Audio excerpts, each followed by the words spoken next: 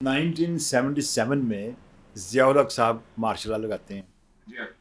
1979 میں Soviet union Afghanistan invite کر لیتا ہے اور ایران میں ریولیوشن آ جاتا ہے.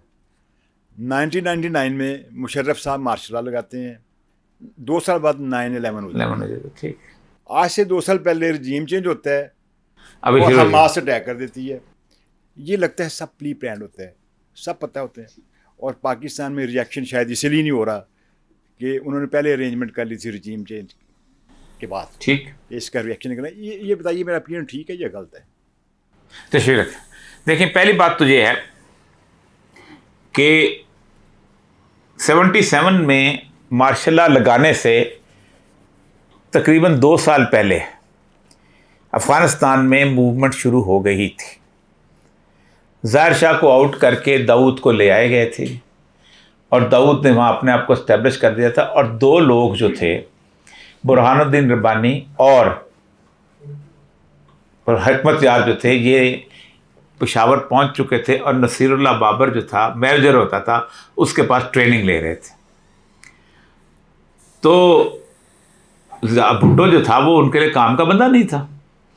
لڑائی انہوں نے لگنی تھی مسلمان ٹائپ بندے کے ساتھ, تو انہوں نے ضیاء الحق کو پلانٹ کیا تھا. یہ بالکل آپ کی ٹھیک بات ہے کہ ہم نے اس وقت انہوں نے پلان, لیکن ان کو یہ اندازہ نہیں تھا کہ ضیاء الحق اتنے لیول پہ چیز لے جائے گا کہ وہ شکست بھی ہو جائے گی ان کی پلان.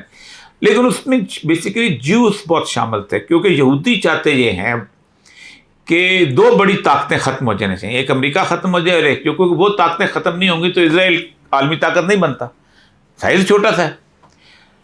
دوسری دفعہ جب ہوا تو اس میں ایک واقعہ سناتا ہوں کہ وہ واقعہ CIA سے بھی اوپر تھا. جنرل محمود آپ جانتے ہیں اس وقت امریکہ میں تھے, تو جنرل محمود نے مجھے انٹرویو دیتے ہوئے کہا تھا کہ میں جارج ٹیننٹ سے ملا جب CIA چیف سے, کیونکہ پیسے دو. میں نے کہا کوئی نہیں, تمہارا رول ہی کوئی نہیں, پیسے کیا, بھاگو. تو مایوس ہو کے واپس آ رہا تھا تو مجھے امبیسڈرس نے انہوں نے کہا, Millia Lodhi was I think ambassador, کہ 2 دن اور رک دے, پاکستانی کچھ آپ سے ملاقاتیں چاہتے ہیں. ہم نے کہا رک گیا. اگلے دن 9/11 ہو گیا. تو 9/11 کے بعد کہتا ہے جب میں وہاں پہنچا ہوں اس جگہ پہ, تو George Tenet was a long man, لمبا آدمی. تو یہ محمود صاحب بڑے مناسب سے تقریباً 5.25 فٹ کے, تو کہتے وہ گلے ملا تو اس کے 2 آنسو ٹپ ٹپ میرے کندھوں پہ گرے. تو 9/11 واز ایون بیونڈ CIA. یعنی CIA کو بھی نہیں پتا تھا, ورنہ CIA آپ کو ایڈ ہی دے دیتی اس وقت کم از کم. اس حوالے سے مشرف تو آ چکا ہوا.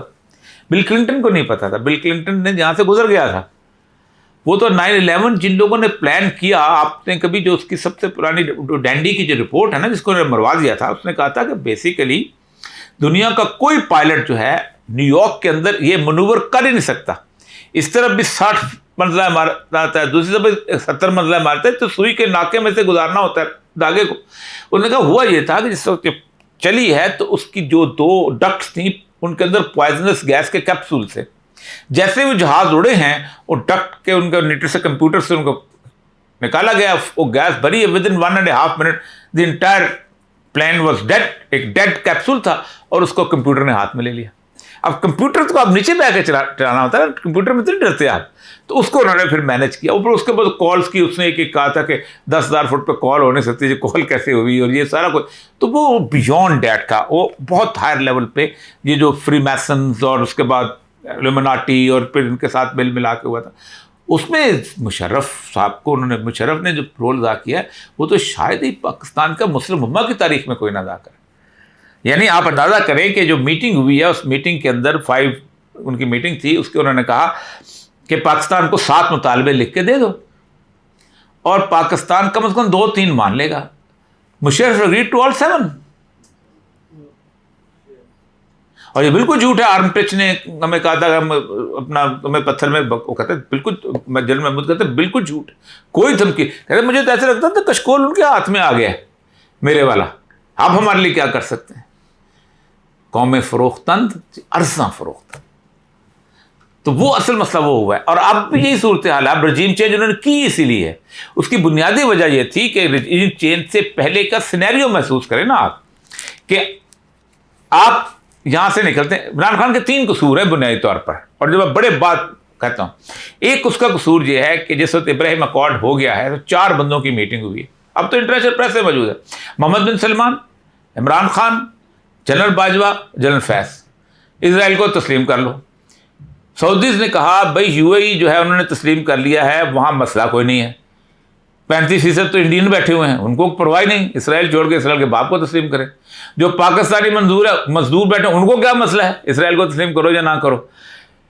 बहरैन ने तस्लीम कर दिया, वहाँ भी ये हालत है, मिस्र की भी यही सूरत हाल है। ठीक, हमारे यहाँ लोकल पॉपुलेशन बड़ी खौफनाक है, तुम तस्लीम करोगे तो हम कहेंगे यार एटमी ताकत ने तस्लीम कर लिया, हम तो करने दो अब। तो only Imran Khan was the person who refused, इसका पहला गुनाह। उसका दूसरा गुनाह यह है कि वो जब गया है तो वहाँ पर उसने मुलाकात की है मोहम्मद बिन सलमान के साथ, तो मोहम्मद बिन सलमान उसको लेके घूमता रहा है 56 मिनट रियाद में, और उसने कहा है कि हमारे लिए बड़ा मसला बना हुआ है, ईरान ने हमें सांस नहीं लेने देते, बहरैन में ईरान ने काम शुरू कर दिया हुआ है, उसके बाद हौसी मिसाइल हमें मारते हैं, शाम में हमारी ज़िंदगी तबाह हो गई हुई है, बाकी चीज़ें हो गई हैं, ये जो है ये आप कुछ इसको तुम ऐसा करो, तुम अपनी आर्मी स्टेशन करवाओ, अमेरिका का बिल बहुत ज़्यादा होता है। कहता मैंने सडन उसको कहा कि तुम ईरानियों से बात क्यों नहीं करते हो? तो वो ईरानियों के पास कहते कौन बात करेगा, तो मैं जाता हूँ। बेवकूफ़ी, इमरान खान बेवकूफ़ तो है, ऐसे काम तो बेवकूफ़ आदमी करता है ना, बड़े बड़े काम। वो ईरान के पास चला गया, कहता मैं वहाँ गया तो देवर रेडी, वो तो मोर देन रेडी। कहते जब मैंने मैसेज उसको दोबारा कहा तो उसको इत्तला मिल गई हुई थी कि इसने बात की, तो इतना डर रहा था इमरान खान मोहम्मद बिन सलमान कि उसने सिर्फ वेस्ट की तरफ इशारा करके कहा कि वो नहीं मानेंगे, ताकि कहीं आवाज़ भी उसकी न जाए। देन इमरान खान जब चाइना गया है, तीसरा उसका कसूर, तो चाइनीज़ को उसने कहा है कि ये अपॉर्चुनिटी सीज करो, और चाइनीज़ ने आपको पता है कि सऊदी अरब और ईरान की सुलह करवाई है, जिसके बाद वो मिस्र में उनका सीरिया में भी सफारत खाना गया है, लेबनान में भी सब कुछ हुआ है, सब कुछ ठीक हुआ है। और साथ उसका ये कसूर कि वो सिर्फ यही नहीं, उसने कहा था जाओ तुम प्यूटन से मिलो, और वो प्यूटन चला गया था के पास, और जैसे वो प्यूटन में गया है तो 4 लोगों ने बिल्कुल वही किया है कि जो इब्ने अलकमी ने किया था, ख़त बुलाया था लाखों को, आ जाओ खलीफा को मार दो।